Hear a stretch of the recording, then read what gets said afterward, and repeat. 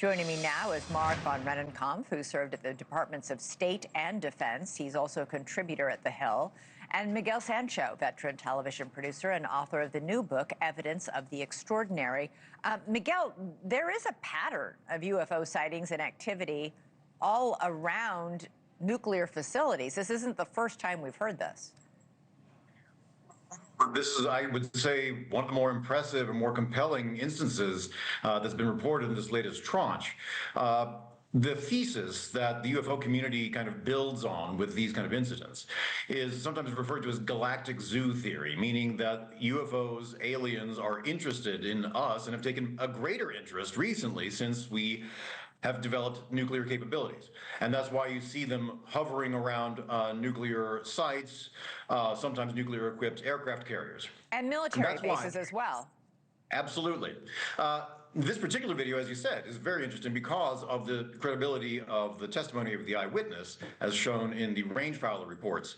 But I do think it's important to say not all of these sightings are created equal. The 6-point star was celebrated as the chandelier video and others like it is widely dismissed and debunked.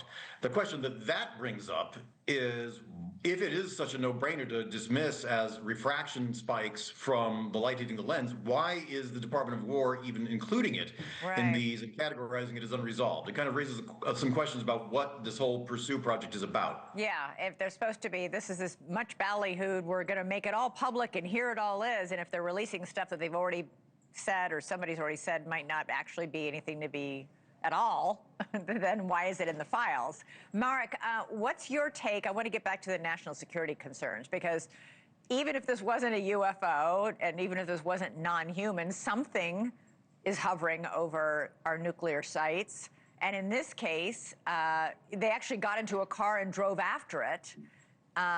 Could it be China? Could it be Russia? What do you make of it, and how concerned should we be?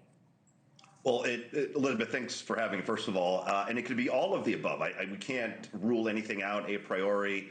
That said, the history, the documented history of interactions between UFOs and nuclear sites is truly breathtaking. I encourage any and all of your viewers to consult Robert Hastings' books, UFOs and Nukes, which is just your jaw drops page after page. And oh, by the way, this is all backed up by government documents and reporting that through the years has filtered out through the Freedom of Information Act. So there are really truly extraordinary incidents, both historically and in more contemporary cases, as we've seen here, of objects apparently shutting off 10 nuclear missiles at once at the height of the Cold War.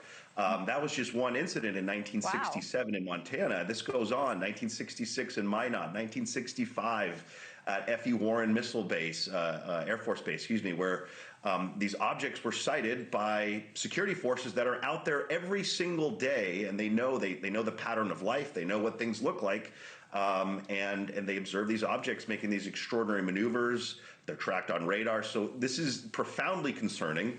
And I'm glad we're slowly getting maybe a peek of what is actually behind the scenes. Miguel, I'm fascinated by the photos from the space shuttle. It's not the first time we've heard of astronauts seeing UFOs, but what do you make of these photos from the space shuttle Columbia?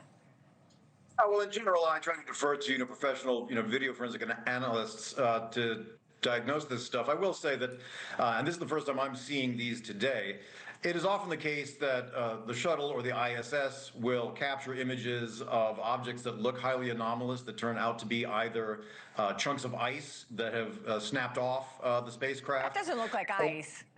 Or sometimes, especially particularly with the shuttle, you'll recall that it was notorious for having heat tiles snap off of it.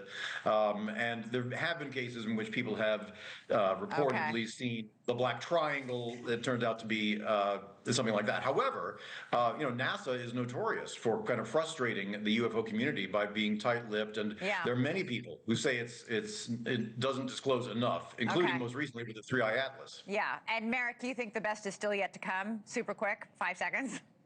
Boy, we hope so. Yes, I mean, look, if all of these whistleblower claims are true, then yes, this is just the tip of the iceberg. All right, we'll have you back. when the rest of the iceberg so much. reveals itself. Mark von Rennenkampf and Miguel Sancho, thank you both. I appreciate it. Thank you for watching. Subscribe below and download our NewsNation app right now on your phone, and you will get fact-based, unbiased news for all Americans.